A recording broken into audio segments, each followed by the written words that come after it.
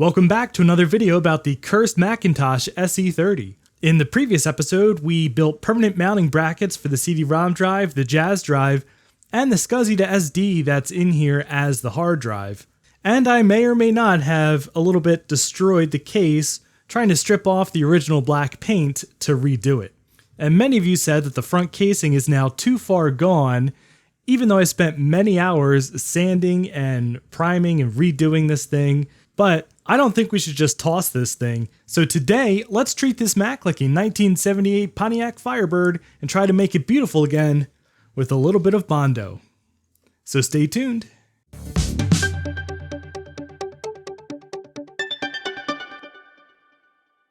Okay, I know what you're thinking. I'm taking this way too far trying to save my mistake using that paint remover that I thought would be safe on this Mac, but instead ate away into the plastic itself and kind of created this melty appearance. Now, all of you are very divided on whether this is completely ruined and looks terrible with all of this melting, or whether this actually makes it look a little bit more cursed. And I don't know, but I kind of lean towards ruined. However, Bondo actually has a long history in case modifications, and if you look back at sites like Apple Fritter, you can see people who've used Bondo in their cases to make some pretty incredible stuff. So while this might not be the most aesthetically pleasing Mac SE30 front, it is still structurally sound and it holds the monitor and all of the screws are intact. So I don't think it's worth just tossing this in the trash. And since we have the clear MacEffects case coming anyway, we always have that backup of just using that whole brand new case. So what I want to do is use this Bondo to not just try to repair some of the detail, which I don't think is possible, but I want to treat this like a blank canvas to make a whole new front case. So what I'm thinking I'm going to do is completely cover and smooth out all of the case detail on the bottom and on the front, because I don't think that's salvageable. And hopefully this is going to look even more unique and professional when we're done. So Bondo historically has been used to fill in dents and stuff on cars, and that's kind of what everybody thinks of it for. But Bondo is really just a brand of body filler. And in fact, 3M, who markets Bondo, they market Bondo in all sorts of different places, the exact same stuff for different uses, like wood filler. A lot of people use Bondo in furniture to repair imperfections in wood and to cover holes and all sorts of stuff. And it makes a lot more sense than you would think in a computer case when you think of what Bondo actually is. It's basically plastic. It's a resin with a hardener that you add and mix in, and it solidifies into, well, something close to what this plastic case is made out of anyway.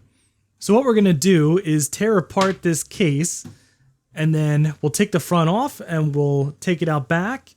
I'm going to mix up and apply some of this Bondo with these handy dandy little squeegees, and then we'll repaint it with some black paint and try to get an interesting pattern.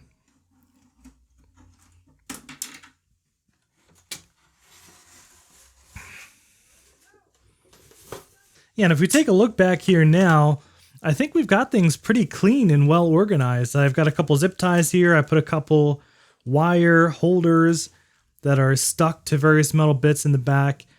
And I figured out the right order to put everything back in, which it goes in a very specific order, like a giant electronic puzzle. But everything does fit in here very nice and clean and rock solid. I mean, this stuff is now secured to the metal casing instead of just double-sided tape there like it was when we first found this Mac. And in fact, this was pretty much full of like packing tape that had disintegrated, so I think we've done a pretty good job there. So I think now that it's really well organized in here, it's going to look awesome when we put the translucent blue case back here. And we're also going to have that upgrade I keep teasing, which I do have all the way from Germany, which is going to fit in here. There's just enough room for it. So let's tear this thing all the way down once again and take this front case off and see if we can do some Bondo magic.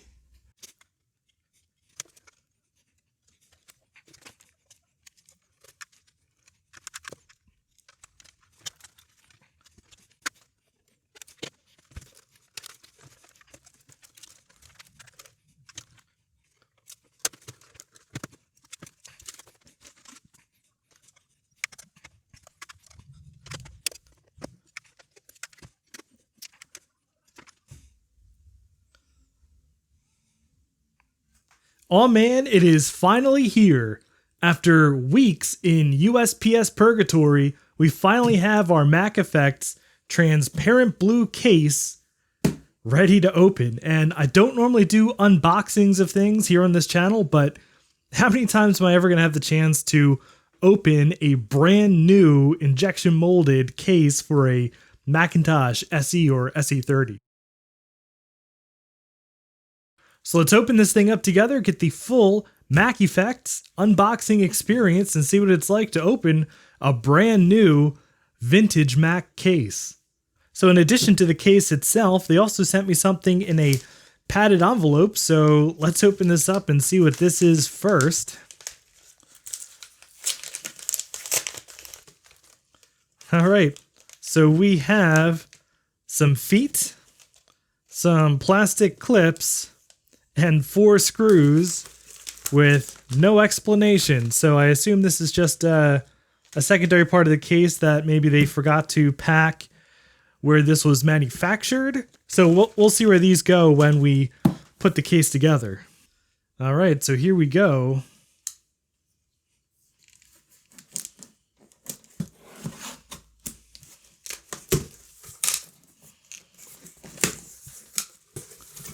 All right, and right on top here we have some nice instructions along with some stickers for the front of the case. There's some feet in there, but there's also a nice Macintosh SE30 clear sticker, which I'm not sure how well that's going to look on black, but pretty neat that they've included that. And yeah, they're telling us to discharge the CRT and the tools that we'll need to discharge it, and mounting the speaker, which obviously in our case, we don't have to mount the speaker because that has been drilled into the back of the case.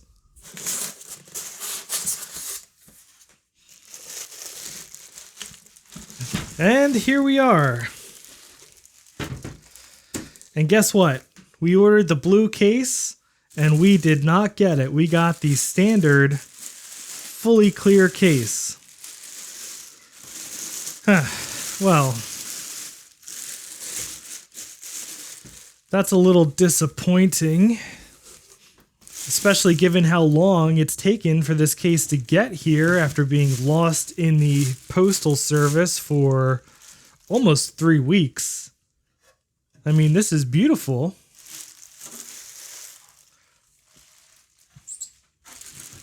This is an absolutely beautiful case.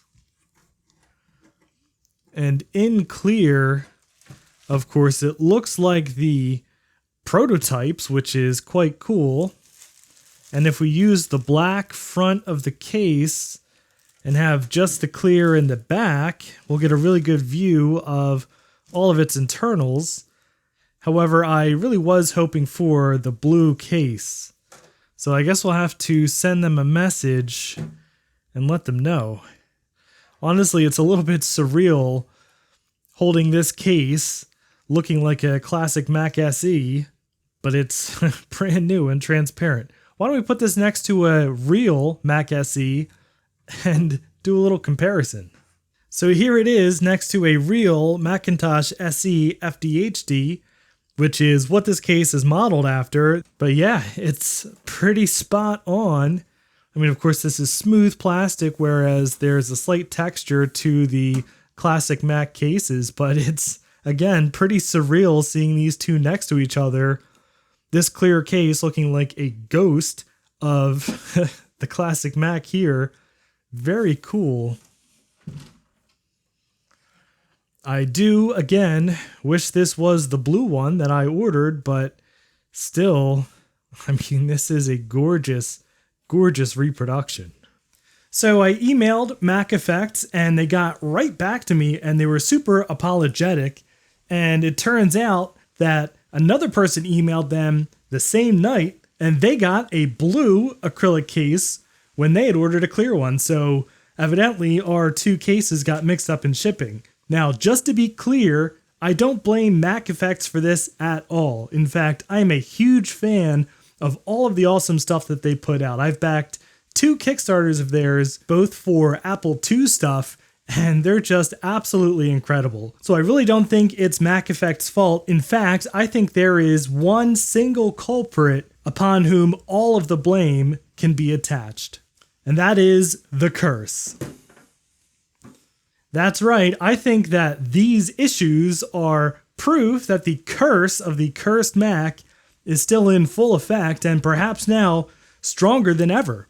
After Steve from Mac84 recapped the motherboard and got everything working 100%, I don't think that actually uncursed this cursed Mac. In fact, I think that just made the beast stronger. So here we are with our freshly painted, for a third time, front case for the cursed Mac. And it's not perfect, but man oh man, I went through a ton of trouble doing this. I sanded this down 3 times in total because each time I did it, there was some imperfection that I just couldn't live with. And now I've got it to this point, and I think this is as good as I'm going to get it. And I gave it 4 coats of the Paint Plus Primer from Krylon after sanding it down, now with power tools, doing a very gradual stepped sanding, starting from 80 grit to actually shape the plastic back into an interesting and nice curved shape, actually a little more curved than it was originally, and make sure we had as much of the melty stuff gone as possible. And I stepped it all the way up to 1500 grit to make it as smooth as possible so that the paint would come out nice and even, which I'd say about 90% it did. And of course I filled in the lines on the top and the bottom with Bondo, which of course is meant for cars, but as we said, basically just hardens into plastic. And then sanding everything down nice and smooth, now you can just see only the hint of those lines, which actually I think looks kind of cool, but there was no way to salvage the actual lines themselves because down in the ruts of those lines, it was completely melted. And then I used the Dremel to cut out kind of an indent where the hole is for the speaker knob, so now we can very securely fasten it by threading the nut onto the actual potentiometer that pokes through this hole, which we could only get about a half of a thread turned before. So it doesn't look perfect, but I think with the knob covering it, it's going to look fine. And I think this is a nice kind of flat black paint. You know, it's not too shiny, it's not reflective. It's just a very nice diffused light that falls on it, so I kind of like that. And speaking of using this machine a lot more, next week we are finally going to open what I've been teasing this whole time, this wonderful, incredible package from Germany, which contains just about the rarest possible upgrade for the Mac SE30, which honestly, I still can't believe that I actually got one. And I think you're not going to believe it either. So if you don't want to miss opening this up and installing it, definitely make sure you're subscribed and make sure you have those bell notifications on. But yeah, MacEffects has already shipped out the correct blue version of this for me, along with the prepaid shipping label to send this one back. And they were super fast about it and super nice. So again, no hard feelings for MacEffects, and I am still a huge fan of everything that they do. All right, why don't we put this thing back together with the newly painted case and just get this ready for that upgrade, which again, we're doing next week come hell or high water. Cue fast forward montage.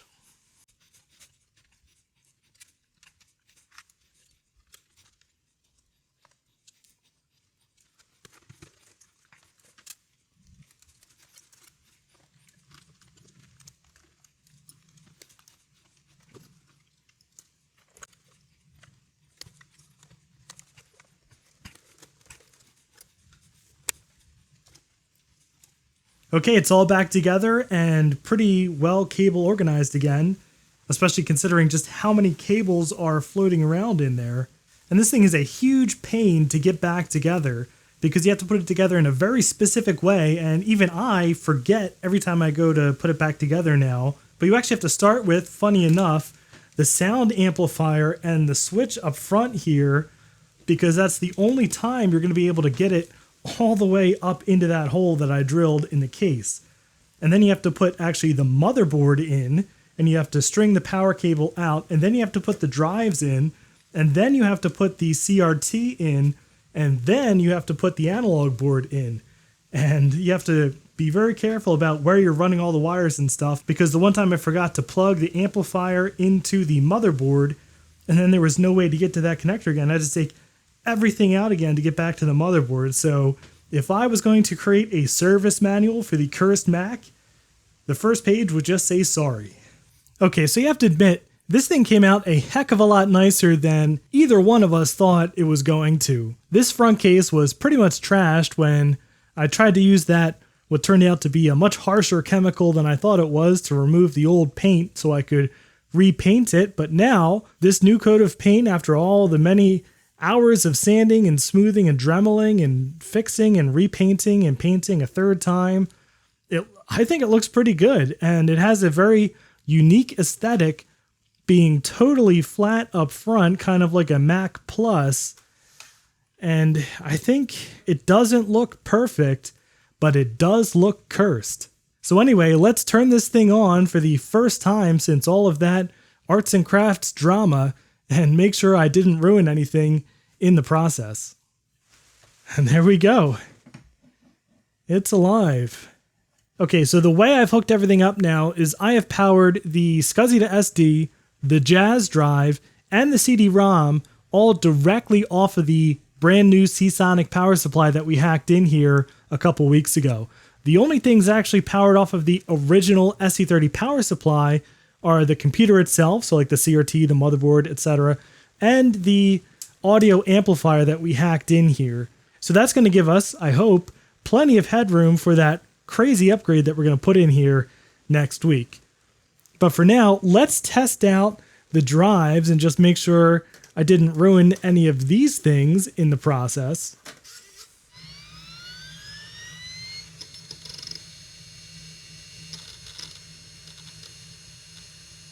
Ah, the lovely sound of a CQ Jazz drive. Let's try the original CD that came jammed in the original broken CD-ROM drive that this computer had.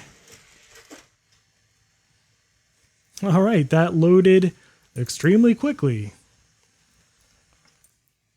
All right, so as we saw, everything still works, and I think the computer looks pretty good. Dare I say, better than it did before with that original paint job. I think this looks much more monolithic and evil, painted in this matte black with these flat surfaces. All right, so here we are with our nearly finished Cused Mac with all these crazy mods, and I gotta tell you, I am just as in love with this bizarre little Macintosh as I was the first day we found it for next to nothing on Craigslist. But on that note, I think it's time for me to use my The Old Net serial Wi-Fi modem to play some Death Wish Mud online and connect to the Captain's Quarters Mac-specific BBS, which is awesome, and I'll link to that in the description below.